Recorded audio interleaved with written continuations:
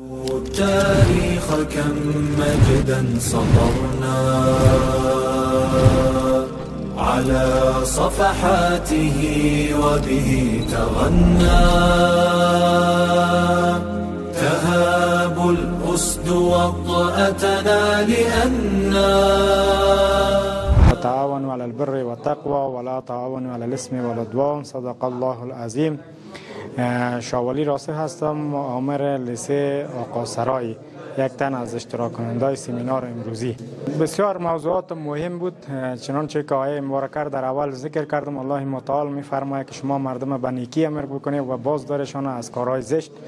و یک سمینار خیلی با ارزش و یک سمینار مفید بود، زیرا که طی 20 سال گذشته جوانان تحت تاثیر افکار غرب قرار گرفته بودند. همچون سمینارها لازم و ضروری است که دایر شود و بالای فکر شاگردان تاثیر مثبت داره انشالله، که همه معلمین عزیز داشته های امروزی کسب کردن و امیدوار هستیم که ما انشالله تعقیبشان میکنیم که این سمینار با وجه حسنش به شاگردان انتقال بتن، بالای ذهن فکر هوش شاگردان کار بکنن تا باشه که دیگه حملات فیزیکی که از طرف غرب بالای جوانان، بالای فرهنگ و مردم ما عمل میشه، دفاعگر خیلی خوب در مقابلش باشیم. انشالله که رضایت ما خوب است و ما راضی هستیم، چرا که یک امر ضروری است، لازم است در شرایط فعلی.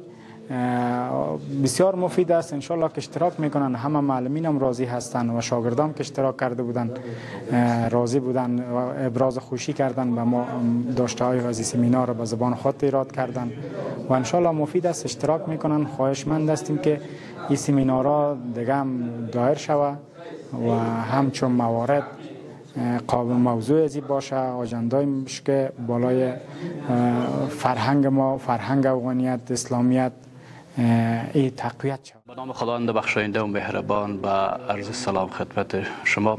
عبدالسمیع شریفی هستم، مسئول مکتب ابتدایی بابوش و یکی از اشتراک کنندگان سمینار امروزی. و امروز که سمیناری که روی موضوعات پیرامون ترویج فکری ایجاد شده است، یک موضوع بسیار مهم مفید بوده در طول مدت 20 سال در افغانستان. این موضوعات خیلی دامنگیر وضعیت کنونی افغان، خصوصا در شرایط مکاتب که تدریس میشد. این موضوعات باعث شده که امروز سمیناری که برگزار کردن ترویج فکری، ما چگونه بتانیم یک فکر استاد، فکر یک محرک کننده است و چگونه اطلاعات برای شاگردان انتقال بده. یکی از جمله مصلحت آمیز بود که باید که دین اسلام همیشه در هر شرایط اسلام مصلحت جامعه را مد نظر بگیره و دوم که دین اسلام یک دینی است که بر مبنای آیت و احکام قرآن عظیم شان بیان شده است که هر آن عمل نیکی که از طرف پروردگار برای مسلمین بیان میشه و با من حیث ما مسئول مکتب هستیم باید که به شاگردان خود انتقال بدیم.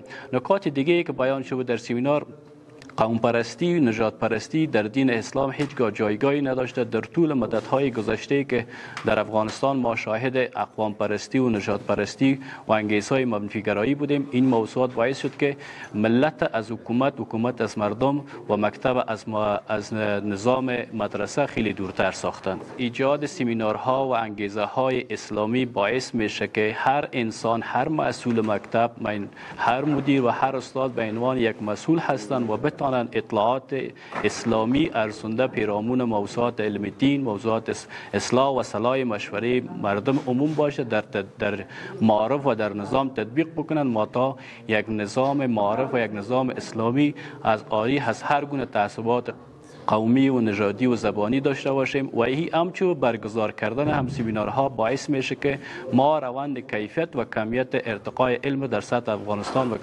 و هم جوار خود بیمانند بسازیم.